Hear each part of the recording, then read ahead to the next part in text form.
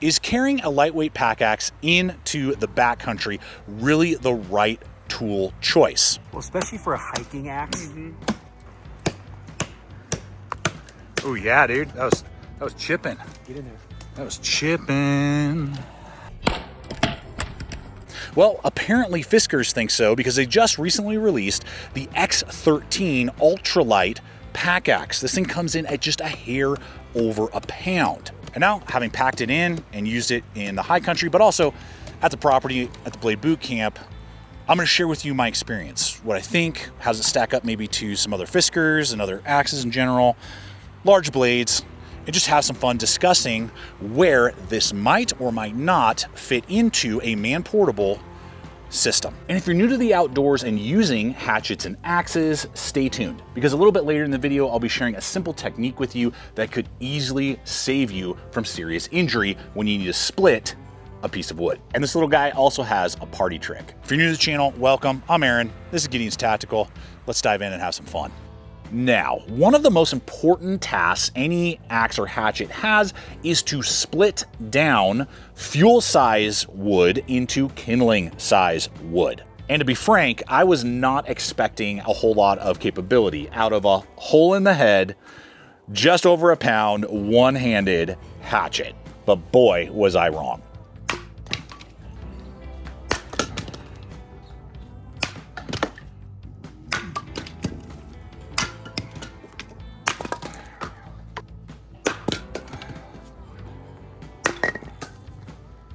And honestly, it left me scratching my head that this little guy right here can split just as easily as my tried and true decade-old FISKARS X7. This thing weighs 6 ounces more and is an inch longer than the X13, but you're gonna be hard-pressed to tell a difference in splitting power. So I dug into these two a little bit more, and this is what I discovered. The X7 is about 0.73 and some change inches thick at its maximum thickness, whereas the X13 is 0.78 and some change. So it's a little bit thicker than its big brother, the X7.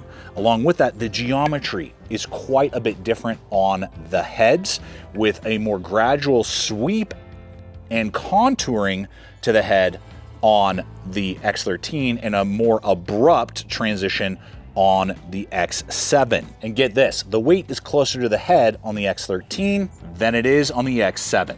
Okay, so the party trick is that this cutout, which again is for balance and weight and the sheath and all that, is also designed as a bottle cap opener. Yeah, you can pop your top on your favorite cool beverage with this thing and then enjoy after you've been splitting all the wood for the fire pit. We got to address the elephant in the room, this hole right here that I'm sure many of you are on the fence about. I was as well. FISKARS claims that they have some new injected molded thing that they're doing that supposedly is even stronger at holding the head than the old model. So with all my testing, no problem with this hole, but what do you think? Now I want to share with you this simple technique for splitting wood. More often than not, you're going to have a piece of wood that you want to break down, but it doesn't want to stand on its own. And how many of us have seen people, putting their finger and then they're trying to do this, or they're, trying to split a piece of wood that way, or just doing all kinds of weird stuff that is just asking for injury. A super simple fix for that is you have your piece of wood you want to split, just get yourself another piece of wood. Just be laying around, could be a branch, could be anything, about a foot at least, just to give you a little bit of space. And then that is your stabilization. And now you can split down that piece of wood without concern for serious injury. With this model, again, hollow handle, fiber composite, lanyard hole, they've ribbed it for your ergonomic pleasure. And I didn't really notice it. It doesn't really do anything. I'm gonna be totally putting some sort of tape on this probably long term. The one thing I did notice is that the geometry is not 90. It's a more gradual angle, maybe 70 degrees compared to the X7. So I would say it's not bad. It still stays in your hand for quite a long period of time without having to reset, but I would say the X7 has a more ergonomic hook than the slightly less gradual hook on the X13. Now, when it comes to overall durability, I have several X and Gerber Freescape, which are the same axes, and have never had issues with damage to the fiber composite handles.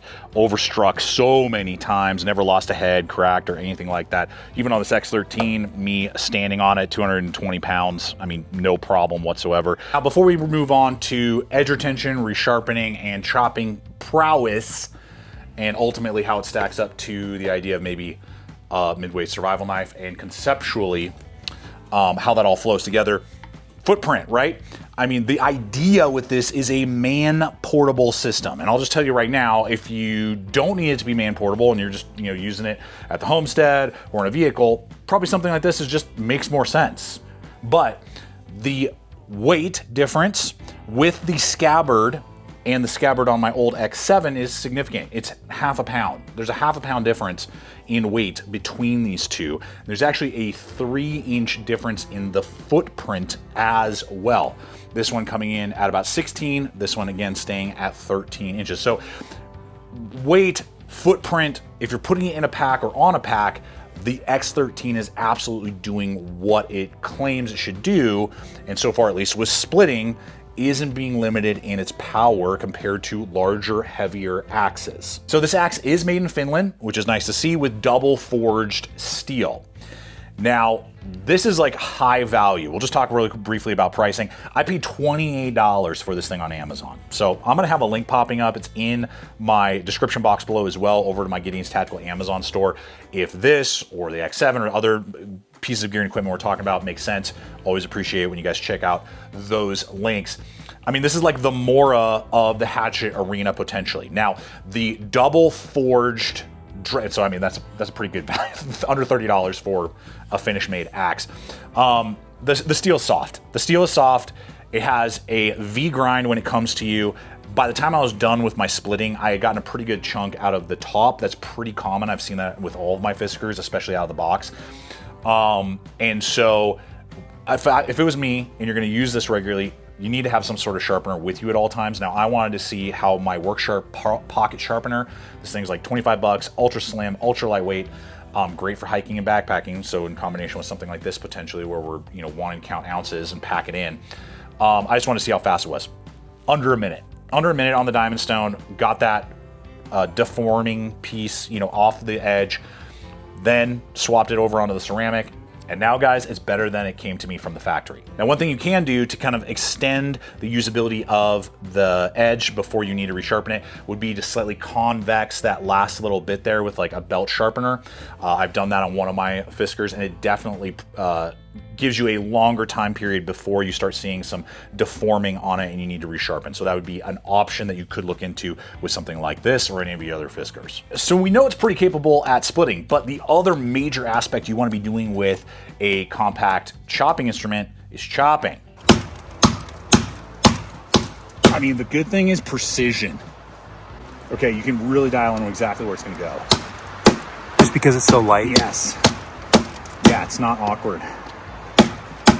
It's already not making your wrist tired either. Okay. Go. Timber. Oh yeah. Nice. So I was very pleased with the type of wood that I was going up against. I've been doing this against like birch, different types of pine, fir, things like that. That's what we have, you know, in the Rockies to work with, some aspen. So it's not super hard like oak and hickory. Obviously your mileage may vary. This is just my experience and what I'm sharing with you. But I was pleased with how deep it bit in. And one of the things that we noticed is the precision. Because the weight is so dialed in at the top, because of how light it is overall, it is extremely precise. More precise than an X7. Now, if you just want sheer chopping power and, you know, precision is not really something you're worried about, then this probably makes more sense. But this, I was able to really dial in, you know, where I need to notch, where I need to hit, in a way that very few of my other axes or even machetes, large choppers, survival knives can really do. And this is like a kit idea versus a one tool option idea. And I was specifically considering the Becker BK2 because it weighs right around the same. It's about actually 2 ounces more with this Kydex sheath than with the scabbard on the FISKARS. So we're still talking about a little bit more weight. It's about an inch shorter, fully packed out. So you get a little less footprint, but actually more weight with a Becker BK2. And as I referred to it, when we talk about chopping, and the reason I was referring to it is like the weight, it's a thick blade, 1/4 inch, lower saber grind. You know, they're gonna perform kind of similar in the sense of their geometry, their thickness, things like that. The FISKARS is easily going to out-chop a Becker BK2 because all the weight is in one location, it's more precise, it's biting in deeper, burning less calories with each swing than what a Becker BK2 can do. I mean, I'm going to out-chop you every time if we're doing a chopping race with this hatchet than I will with this Becker BK2. Okay, well, what about splitting? Batoning is usually safer. I love batoning. I baton all the time. This thing can baton like none other, but it can't really span anything bigger than what this FISKARS can, because you still have to have some space to actually hit the baton and go through. So there's more control with the Becker BK2 and requires a little less skill to baton and split, but these are gonna split the same type and size of wood with the same or even less energy depending on what you're doing. Okay, so really the only area where the Becker BK2 will excel is obviously carving. Now, you can actually choke up with the FISKARS and get some decent feather sticks, but it's not my ideal tool. I would prefer to have a knife, obviously, every time to do any sort of actual cutting. So that is where a Becker BK2 can do that. So now, if we're looking at a one-tool option, the survival knife still makes sense. But if you are wanting to count every ounce, and you actually want more dedicated tools for dedicated tasks, right? You just go get yourself a $20 Mora. This one happens to be a new heavy-duty companion I just picked up. Got so many floating around. 20 bucks, boom, made in Sweden. Amazing bushcraft knife. Definitely will carve and cut way better than a Becker BK2 will because it's thinner, better grind geometry, all that. Then finally, another 30 bucks. You get yourself a Japanese-made Ichiban. Another 30 bucks. I think these weigh 9 ounces. And you now have a complete bushcraft package. And I would argue this is gonna probably be less than 2 pounds. You have 3 instruments now. You are set, you're ready to rock and roll. So guys, to be frank with you, I'm kind of blown away. At first, I was not expecting really anything out of this. I'm like, this is stupid. I'm just gonna stick with the, you know, with my X7. Like, this thing is dumb. Like, and I don't really pack out an axe. But now having seen this, and especially thinking through the concept of like a 3-tool option for under $100, we are going to way outperform somebody that just went up with the 1-tool survival knife option every time. The X13 is absolutely an excellent budget-friendly pack axe for those of you counting every ounce and you want a hatchet tool that doesn't break the bank. Let me know what you guys think about the X13. Does it make sense for you? Comments, questions, check out the other video, subscribe if you haven't, and until next time, always remember to stay equipped, stay prepared, and I'll see you out there.